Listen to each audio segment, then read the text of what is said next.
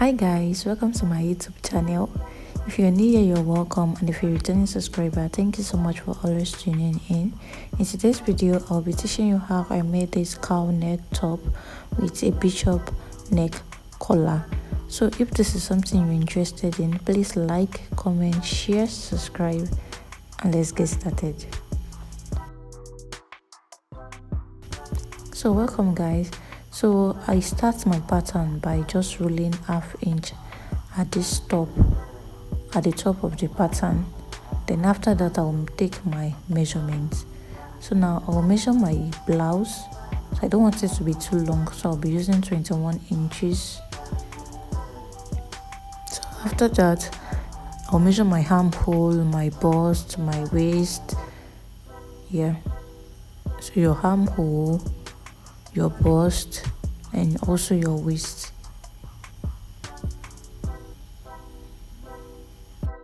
After that, you roll a line across each point you've made.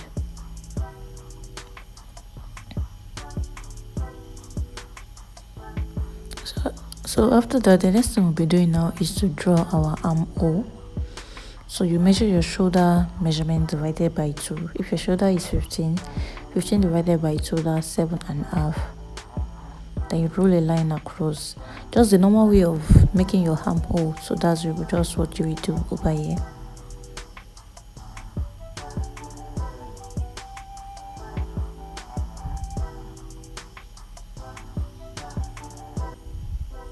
But what I just did that was different was that I added extra 1 inch to the bust area because of the freeness of the top.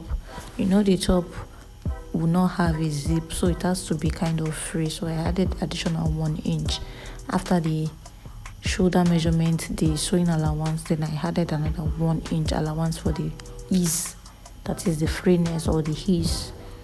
So at this area here, you measure your waist measurement divided by 4. You had your dart allowance, though we are not adding that, but we'll just add the allowance. So you had your sewing allowance. So this is what I have. So I was trying to connect these points together and I noticed it was too sharp. So if it is too sharp, what I usually do is just to add more to my waist measurement. You know, we've measured our waist, our dart allowance, our sewing allowance, so I added another 1 inch allowance to it. Then I just connect this like this. You can use your hip measurements just to connect like this. So that's our armhole, that's our waist. So now I'll just go ahead and measure my bust area, though it is not kind of required, but let me just put it there.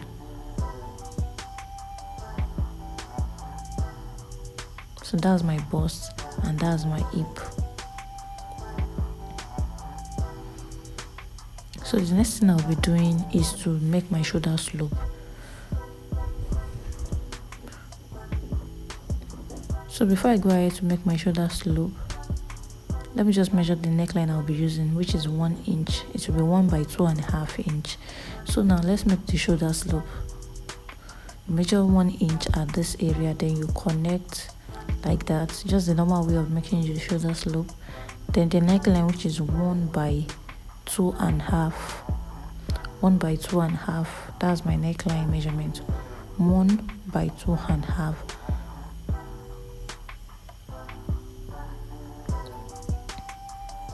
So if you are bigger than my size, you can increase this to like 3.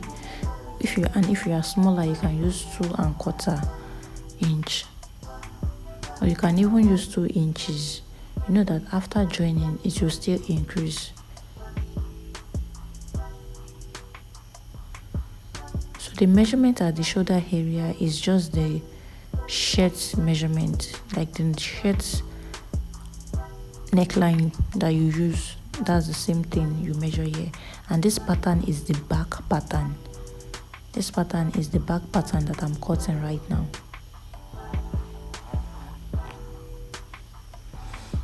So this is what I have after I was done cutting. Then the next thing I'll be doing now is to cut this pattern of my fabric, then I will add all the necessary allowance. So this is the fabric I'll be using. I'll be using this silk fabric. If you have a silk fabric, you can use. If you have a satin, that is not all frizzle, a satin, the real satin, soft satin, or a duchess, any material that will fall, is required. So at this lower part, I added 2 inches, which will be my hemming allowance. So the 2 inches at the lower part is my hemming allowance for the top. So this is what I have. And the next thing I'll be doing is to open up this back. We are not putting a zip or anything, and the neckline is a bishop neckline, so it will be tight. So we need an opening at this back area.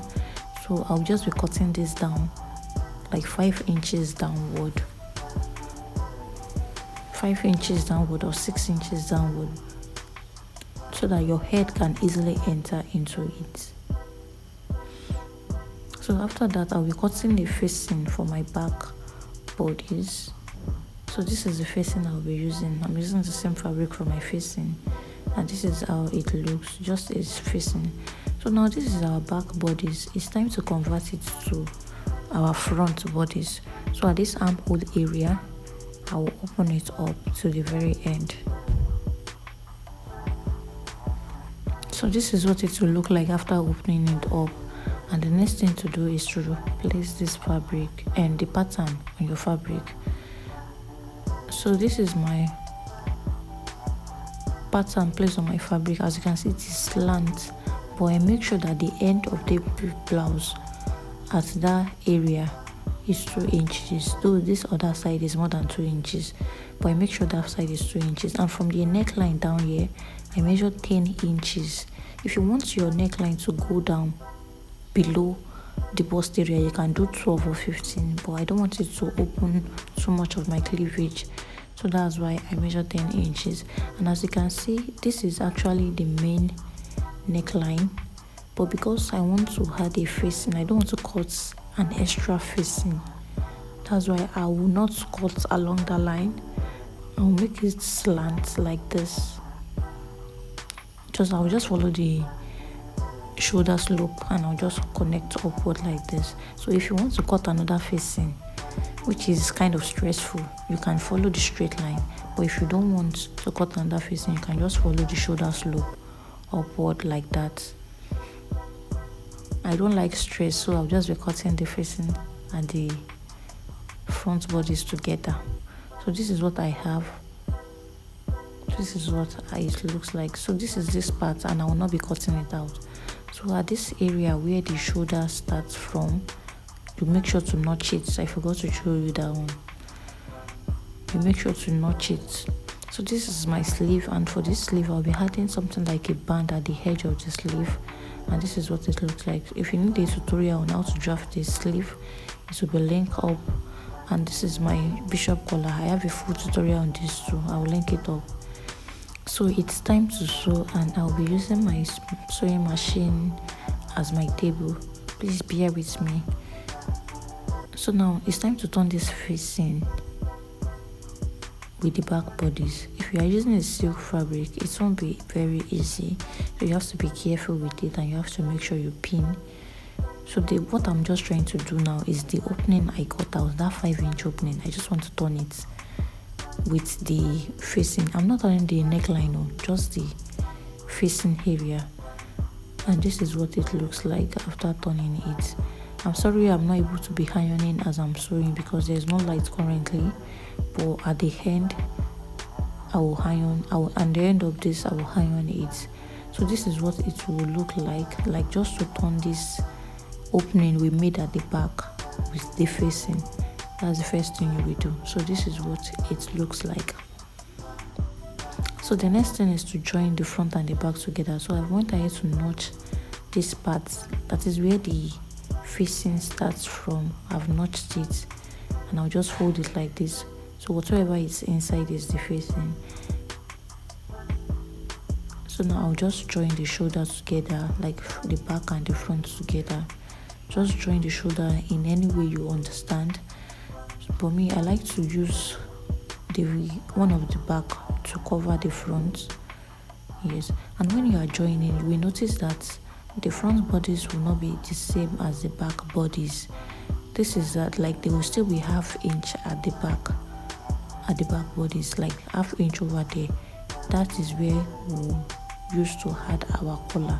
So there should be an extra half inch at that area.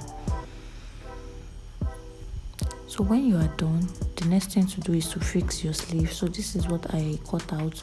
You can add stay to this. Because there's no light, I won't be adding stay to mine. I'll just be fixing it directly like this. So after fixing the sleeve on my bodies, this is what I have. And the next thing to do is to join the sides together and hem the lower part. So this is the bishop collar I'll be using. This is what it looks like. It must not be too high. Maybe between 1 to 1.5 inches is fine. Between 1 to 1.5 inches. Then you place it like this. You start from the back, one end from the back. You pin it down. Then where the back neckline stops, you also pin that area. For the front, you will leave it like that. Then you continue from the other side of the back.